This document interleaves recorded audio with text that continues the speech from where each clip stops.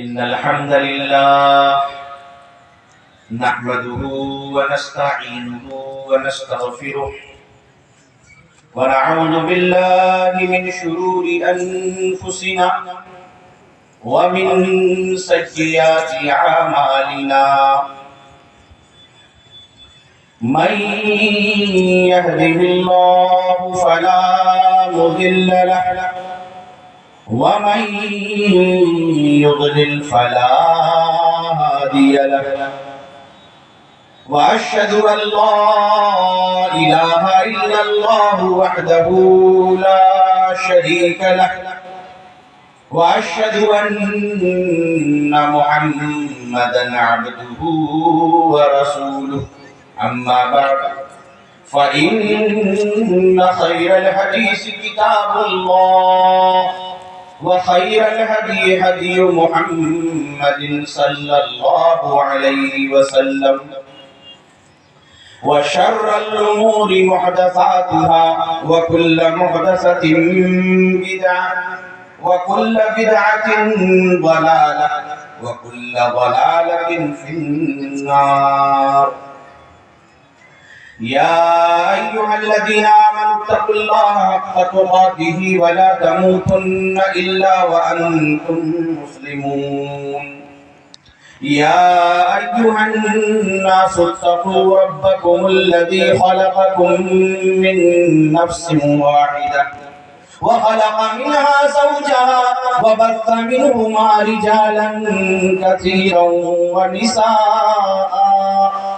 واتقوا الله الذي تساءلون به والأرحام إن الله كان عليكم رقيبا يا أيها الذين آمنوا اتقوا الله وقولوا قولا سديدا يصلح لكم أعمالكم ويغفر لكم ذنوبكم ومن يطع الله ورسوله فقد فاز فوزا عظيما وقال الله جل وعلا في كتابه العزيز وفي فرقانه المجيد يا أيها الذين آمنوا إنما الخمر والميسر والأنصاب والألزام إنما الخمر والميسر والأنساب والأزلام رجس من عمل الشيطان فاجتنبوه لعلكم تفلحون وقال النبي صلى الله عليه وسلم كما رواه ابن ماجه رحمه الله بسند صحيح وأورده الألباني رحمه الله في سلسلة صحيحة الربا 70 حوبا أيسرها أن ينكح الرجل أمه أو كما قال النبي صلى الله عليه وسلم. تمام قسم کی تعریفات بڑائی بزرگی کبریائی تنہا اکیلے بلا شرکت غیرے اس اللہ رب العالمین کے لیے لائق اور زیبا ہے جو ہم تمام انسانوں کا جنوں کا اور اس کائنات میں رکھنے والی تمام مخلوقات کا خالق ہے مالک ہے پالنہار ہے کہ جس نے بغیر کسی سابقہ نمونے کے اس کائنات کو اور اس میں رکھنے والی تمام مخلوقات کو وجود بخشا اور لاکھوں کروڑوں درود و سلام نازل ہو ہمیں اور آپ کی آخری نبی حضرت محمد صلی اللہ علیہ وسلم پر کہ جن کے اس کائنات میں تشریف لانے سے کفر و شرک کی تاریکیاں چھٹ گئیں اور ہر جہاں جانب توحید و ایمان کی کرنیں پھیل گئیں. معزز سامعین، جیسا کہ جلسے کے پوسٹر پہ یہ بات لکھی ہوئی ہے اور آپ تمام لوگ یہ جانتے ہیں کہ اللہ کے فضل و کرم سے جلسہ کمیٹی کی جانب سے ایک بہترین نظم کیا گیا کہ ہر خطیب کو کس موضوع پر بولنا ہے. یہ جلسے کے شروع ہونے سے مہینوں پہلے ان کو بتا دیا گیا کہ آپ کا موضوع کیا ہے، تاکہ ایسا نہ ہو کہ بہت سارے خطیب آ کر کے ایک ہی موضوع پر بول کر چلے جائیں، عوام کو لگے کہ تمام لوگ تو غالباً ایک ہی بات کہہ رہے ہیں. یہ الگ بات ہے کہ کتاب و سنت کی جب بات بیان کی جاتی ہے، قرآن و حدیث کی جب باتیں ہوتی ہیں تو بسا اوقات مواد اور الفاظ اور احادیث آپس میں ایک دوسرے سے ٹکراتے ہیں، وہ الگ مسئلہ ہے، کیونکہ قرآن کریم کی ایک آیت بہت سارے مسائل کے لیے دلیل ہو سکتی ہے، ایک حدیث نبوی صلی اللہ علیہ وسلم بہت سارے مسائل کے لیے دلیل بن سکتی ہے۔ تو آج کے اس مجلس میں، آج کی اس بزم میں، آج کے اس جلسے میں جو موضوع دیا گیا وہ ہے حلال و حرام۔ حلال و حرام کا تعلق ایک مسلمان کے لیے، ایک مومن کے لیے، ایک ایمان والے کے لیے براہ راست اس کی زندگی پر یہ چیز اثر انداز ہوتی ہے۔ اس کی نماز، اس کا روزہ، اس کا حج، اس کا زکوٰۃ اور اس کے جتنے بھی اعمال ہیں، یہاں تک کہ دنیا میں جو وہ زندگی گزار رہا ہے، مرنے کے بعد جس زندگی سے اس کا پالا پڑنا ہے، ان تمام کا دار و مدار عقل حلال ہے۔ عقل حلال کے سلسلے میں علماء نے لکھا ہے کہ انسان کو اگر اپنی زندگی میں کامیاب ہونا ہے تو دو چیزوں کا وہ خیال رکھے، ایک ہے عقل حلال اور دوسرا ہے صدق مقال، یعنی کہ انسان حلال کھائے اور سچ بولے۔ ابھی آپ کے سامنے قرآن کریم کی ایک آیت کریمہ پڑھی گئی کہ یا ایھا الذین آمنوا، اے ایمان والو یا اے لوگوں جو ایمان لائے ہو، انما الخمر والمیسر والانصاب والازلام، کہ بے شک شراب، جوا اور انصاب یعنی کہ تھان سے مراد وہ جگہیں ہیں جہاں زمانہ جاہلیت کے اندر مشرکین اپنے بتوں کو، اپنے جانوروں کو، بتوں کے نام پہ اپنے جانوروں کو ذبح کرتے تھے، والانصاب والازلام یعنی فال کے وہ تیر کے جس کے ذریعے فال نکالا کرتے تھے۔ اللہ رب العزت نے فرمایا کہ رجس، یہ سب گندگی ہے، ناپاکی کی چیزیں ہیں، من عمل الشیطان، یہ شیطانی عمل ہے، فاجتنبوہ، تم لوگ اس سے بچو، لعلکم تفلحون، تاکہ تم لوگ کامیاب ہو۔ میرے بھائی، ایک انسان حرام کماتا ہے، اس کے حرام کمانے کا اور حرام کھانے کا، حرام چیزوں میں پڑنے کا جو اثر ہوتا ہے وہ اس کی پوری زندگی اور اس کے پورے جسم پر پڑتا ہے۔ صحیحین کی اور دیگر کتب سنن کے اندر میں ایک روایت موجود ہے، اللہ کے رسول صلی اللہ علیہ وسلم نے فرمایا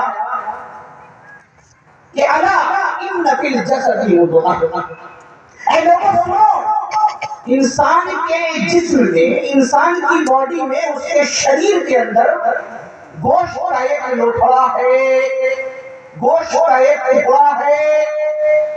اذا صلحت صلح الجسد کلہ، اگر گوشت کا وہ ٹکڑا، گوشت کا لوتھڑا اگر ٹھیک ٹھاک رہا، درست رہا، صلح الجسد کلہ،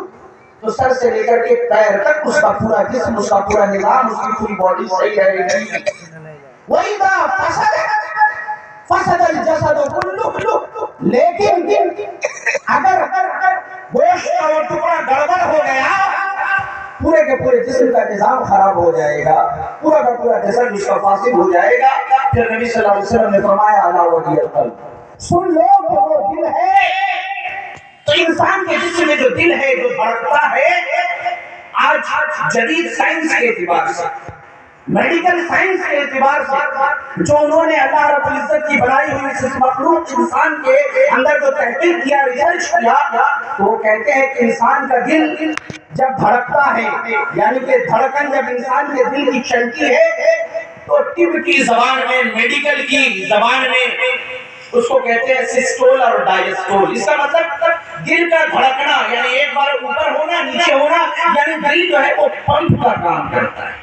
دل پمپ کا کام کرتا ہے۔ انسان جو غذا کھاتا ہے، جسم کے اندر جو کچھ بھی لیتا ہے، وہ غذا، وہ کھانا، وہ پینا انسان کے جسم میں خون بناتا ہے، اور جب خون بن جاتا ہے تو یہ جو دل ہے نا انسان کا، وہی دھڑکتا ہے، وہ عمل سسٹول اور ڈائسٹول کا یعنی اوپر اور نیچے دل کا ہونا، وہی دل کی دھڑکن جسم کے اندر جو غذا کے ذریعے خون بنا ہے، اس خون کو انسان کے پورے جسم میں، اس کے شریان میں، اس کی نسوں کے اندر، اس کے رگوں کے اندر، یہی دل جو ہے وہ اس پورے خون کو پہنچاتا ہے۔ اور آپ جانتے ہیں کہ اگر انسان کے دل میں بلاکیج آ جائے، کولیسٹرول بڑھ جائے، چربی آ جائے تو ہارٹ بلاکیج کا پرابلم ہوتا ہے، دل کا دورہ پڑ جاتا ہے، انسان ہاسپٹل جاتا ہے، مر بھی جاتا ہے۔ تو جدید طب کے اعتبار سے، میڈیکل سائنس کے اعتبار سے بھی انسان کے جسم میں جو یہ دل ہے اس کا دھڑکنا ایک بہت بڑی اہمیت کا حامل ہے۔ لیکن روحانی اعتبار سے بھی اللہ کے رسول صلی اللہ علیہ وسلم فرما رہے کہ سنو، اگر تم حرام کھاؤ گے، حرام پیو گے، حرام میں پڑو گے، تو تمہارے جسم کے اندر جو گوشت کا ٹکڑا ہے، وہ جو دل ہے، وہ اگر فاسد ہو گیا پورا جسم خراب ہو جائے گا۔ ابھی قرآن کریم کی ایک آیت کریمہ آپ کے سامنے پڑھی گئی، یا ایھا الذین آمنوا انما الخمر والمیسر، اے ایمان والو، بے شک یہ جو شراب ہے، یہ جو خمر ہے، یہ جو جوا ہے، انما الخمر والمیسر والانصاب، اور بتوں کے نام پہ جن جگہوں پہ جانوروں کو جو تھان ہوتے ہیں وہاں جو ذبح کیا جاتا ہے، اور یہ جو فال وغیرہ نکالتے ہیں اس کے جو تیر ہیں، یہ سب گندگی ہے، تم لوگ اس سے بچو، یہ شیطانی عمل ہے، حرام ہے۔ اس کے اندر پہلی چیز کیا ہے، غور کرنے کا مقام ہے۔ اس سے پہلے کہ میں اس پر گفتگو کروں، اسٹیج پر موجود ہمارے صدر محترم، علماء کرام اور سامعین اعظام میں ہمارے محترم بزرگ حضرات، نوجوانان اسلام، پردہ نشین بہت ساری مائیں اور بہنیں، ان سے بھی پہلے میں معذرت کر لیتا ہوں کہ کہیں میرا جملہ اور میرا لہجہ تلخ نہ ہو جائے،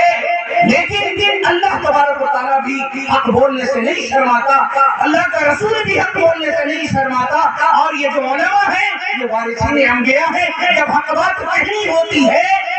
تو بسا اوقات لوگوں کو سمجھانے کے لیے، حق بات بتلانے کے لیے، ان کے زخم کو صحیح کرنے کے لیے کبھی کبھی زخموں پہ نمک چھڑک کر کے اس کو تازہ کر کے بھی علاج کیا جاتا ہے میرے بھائی۔ اسی لیے میں نے پہلے معذرت کر لی کہ قرآن کریم کے اندر ایک لفظ ہے خمر، حرام ہے۔ ہم عام طور پر کیا ترجمہ کرتے ہیں،